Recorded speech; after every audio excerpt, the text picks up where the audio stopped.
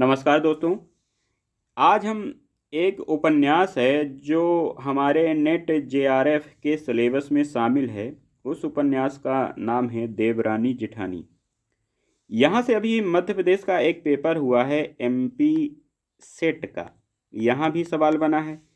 इसके पहले net UGC net में ये सवाल कई बार पूछा है, लेकिन डायरेक्ट ये नहीं पूछा जाता कि उपन्यास देवरानी जेठानी किसने लिखा, कब लिखा या लेखक क्या है। ये भी पूछा जाता है, लेकिन आज का यूजीसी नेट जो है वो क्या करता है कि डायरेक्ट सवाल नहीं पूछता, वो घुमा कर सवाल पूछता है। यहाँ एक क्रम दे देगा, यहाँ एक क्रम दे देगा, तो एक ही सवाल में 4 सवाल दे देंगे और सही जोड़ी ए बी सी डी करने का मिलान कर देगा। ये क्रम चल रहा है बहुत ज़्यादा। उसमें अब क्या कर सकता है कि देवरानी जेठानी जो उपन्यास है उसमें पात्रों के नाम दे सकता है, उसके लेखक का नाम दे सकता है, उसके प्रकाशन का नाम दे सकता है, और उसके अंदर के जो कुछ शब्द हैं या किस पर उसकी पृष्ठभूमि है इस पर आधारित सवाल पूछ सकता है। तो ये नेट जेआरएफ की परीक्षा की तैयारी करने वाले छात्रों के लिए ये उपन्यास पढ़ना ज़रूरी है। लेकिन हम संपूर्ण उपन्यास को नहीं पढ़ाएंगे, इसकी क्या करेंगे, हम समीक्षा करेंगे। तो आइए हम वीडियो को आगे बढ़ाते हैं। तो स्वागत है आप सबका नमस्ते गुरुजी क्लासेस में। मैं आपका दोस्त, आपका भाई स्वागत करता हूं अपने चैनल पर। तो उपन्यास देवरानी जेठानी, यह 1870 पर यह उपन्यास लिखा गया, जिसके लेखक हैं पंडित गौरी दत्त।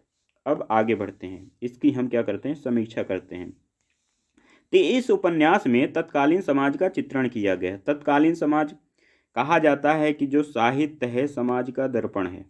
साहित्य समाज का दर्पण है, ऐसा कहने वाले व्यक्ति कौन है, आप कमेंट के माध्यम से बता सकते हैं कि साहित्य आखिर समाज का दर्पण है, ये कहने वाले व्यक्ति कौन है।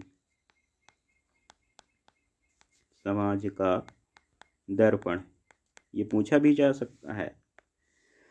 इस उपन्यास में तत्कालीन समाज का चित्रण है, मतलब उस समय समाज कैसा था, महिलाओं की क्या स्थिति थी, शिक्षा की क्या स्थिति थी, पारिवारिक स्थिति कैसी थी, उस समय का यह चित्रण करता है। इस उपन्यास में लेखक की चिंता समकालीन नारी की सामाजिक पारिवारिक स्थिति की दशा को प्रस्तुत करना है। इसके अलावा इसमें बाल विवाह, विवाह में फिजूल खर्च, भाई विवाह में कितने खर्च होते हैं, खासतौर पर लड़कियों का बाल विवाह किया जाता है, उसके बाद फिजूल खर्ची की जाती है, पारिवारिक बंटवारा कैसे होता है, वृद्धों और बहुओं की क्या समस्याएं हैं घरेलू, इस पर यह केंद्रित है। स्त्री शिक्षा की चिंता भी की गई है कि स्त्री का पढ़ा लिखा होना कितना जरूरी है। एक घर को चलाने के लिए स्त्री का पढ़ा लिखा होना कितना जरूरी है, यह इस उपन्यास में देख बताया गया है। तो स्त्री शिक्षा पर जोर दिया गया है। अब देखते हैं क्या है इस उपन्यास में। तो सबसे पहले तो नज़र डालते हैं इसमें प्रमुख पात्र है। पात्रों से भाई नेट जेआरएफ या एमपी सेट में बहुत सारे सवाल आते हैं। तो ये जो उपन्यास है, कौन सा उपन्यास है, देवरानी जेठानी, इसमें एक प्रमुख पात्र है सर्वसुख। यह मेन पात्र है। वास्तव में यह एक बनिया है जो मेरठ में रहता है, वृद्ध हो चुका है। इसके एक छोटा बेटा है जिसको छोटे लाल कहते हैं। यह जो छोटा लाल है सर्वसुख का सबसे छोटा बेटा है और पढ़ा लिखा समझदार व्यक्ति है। छोटे लाल की एक पत्नी है जिसका इस उपन्यास में कहीं नाम नहीं मिलता, लेकिन उसको सब लोग छोटी बहू के नाम से जानते हैं। तो छोटी लाल की पत्नी जो छोटी बहू है, पढ़ी लिखी नारी है, समझदार व्यक्ति है, समझदार महिला है, संस्कारी महिला है, धन दौलत का उसको ज़्यादा कोई लालच नहीं है। इसके बारे में हम जानकारी आगे प्राप्त करेंगे। फिर दौलत राम, ये सर्वसुख का बड़ा बेटा है, समझदार तो है, सामाजिक भी है, लेकिन इसकी जो पत्नी है ज्ञानो, इसके कारण यह भी प्रभावित रहता है। यही सब कहानी इस उपन्यास में चलती है। तो यह सर्वसुख की बड़ी बहू है, कौन, ज्ञानो। दौलत राम की पत्नी है, यह अनपढ़ है। भाई यही देखिए, स्त्री शिक्षा पर बल दिया गया है तो अनपढ़ है। सदैव सास तथा देवरानी की आलोचना करती है, लालची स्वभाव की महिला है। आगे क्या होता है, आगे दो तीन पात्र मुख्य और हैं, जो पार्वती और सुखदेई है। ये सर्वसुख जो बनिया है, वृद्ध बनिया, उसका बेटा है, यानी दौलत राम और छोटे लाल की बहनें हैं। दौलत राम और छोटे लाल जो हैं इनकी बहन हैं कौन? पार्वती और सुखदेव। इसके बाद नन्हे नन्हे मोहन जो है वो जो देवरानी है ना, क्या नाम है, छोटी बहू, उसका बेटा है। ठीक, तो ये संपूर्ण समीक्षा हम करते हैं इस उपन्यास में। तो मेन पात्र सर्वसुख, दौलत राम। एक बार और नजर डाल लीजिए, यहाँ से सवाल बनते हैं। सर्वसुख, छोटे लाल, छोटी बहू, दौलत राम और ज्ञानो। अब आगे बढ़ते हैं। यह उपन्यास पुनर्जागरण से सीधी जुड़ी हुई रचना है। इसमें पारिवारिक कलह, नारी शिक्षा पर जोर दिया गया है। यहाँ से पृष्ठभूमि से भी सवाल पूछा जाता है कि आखिर इस उपन्यास में किस बात पर जोर दिया गया है। तो यह उपन्यास पुनर्जागरण से सीधी जुड़ी हुई रचना है जिसमें पारिवारिक कलह, नारी शिक्षा पर जोर दिया गया है। बड़ी बहू ज्ञानू है जो अनपढ़ है, लालचीपन है, पारिवारिक कलह और बंटवारा होने के लिए वही जिम्मेदार है।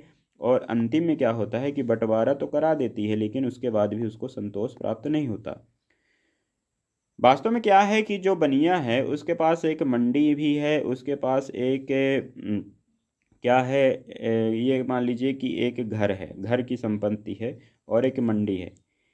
बड़े भाई के हिस्से में मंडी चली जाती है भाई व्यापार करने के लिए, यानी दौलत राम के पास। छोटे भाई के पास घर चला जाता है।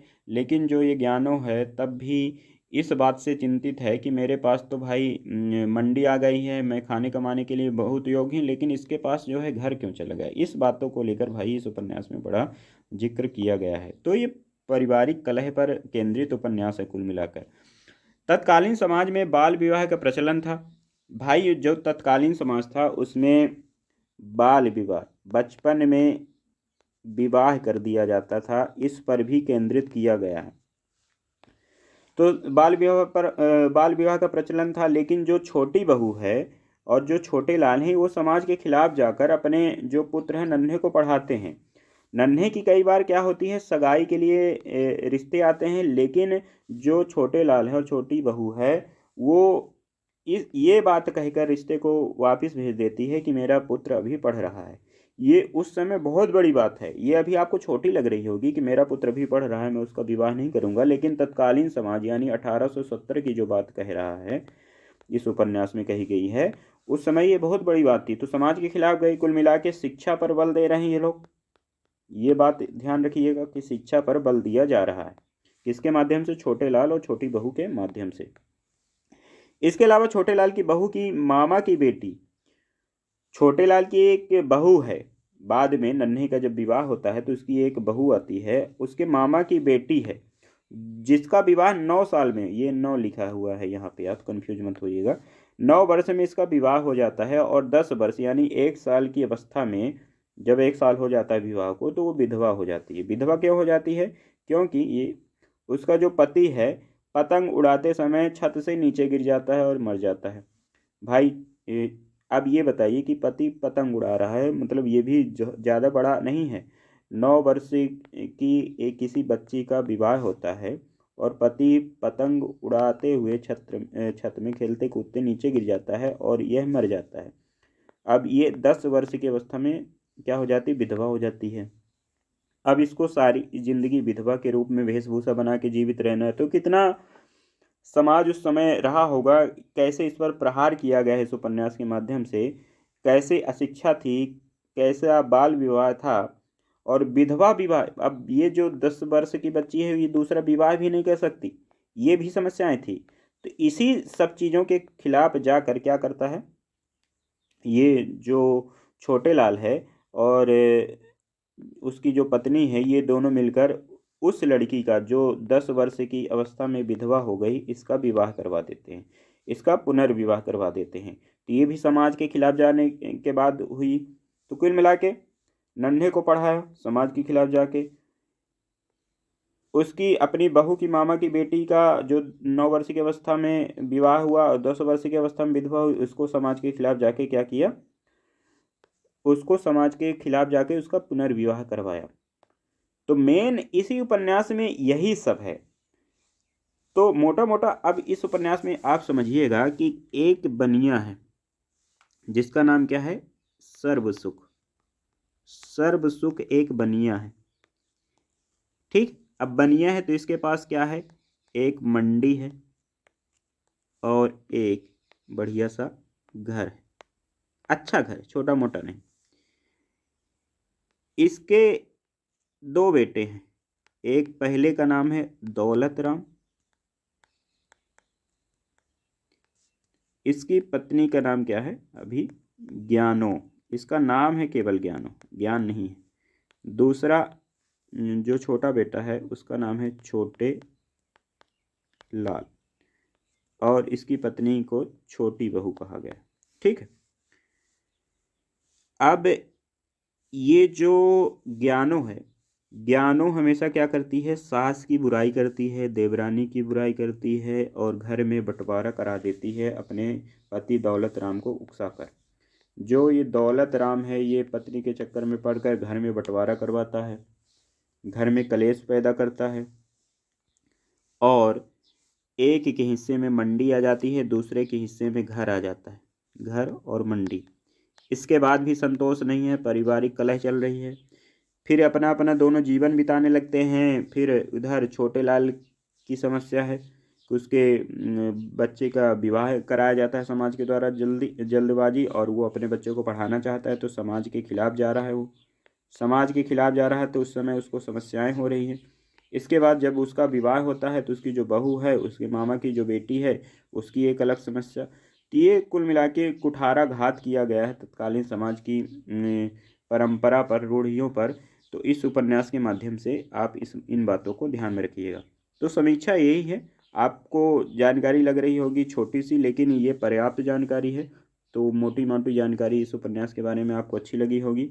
आशा करता हूँ ये जानकारी आपके लिए उपयोगी है, और इसी तरह जानकारी मैं आपके लिए लाता रहूँगा। तो चैनल को आप सब्सक्राइब कर लीजिए, वीडियो अगर अच्छा लगा तो उसको लाइक कर दीजिए।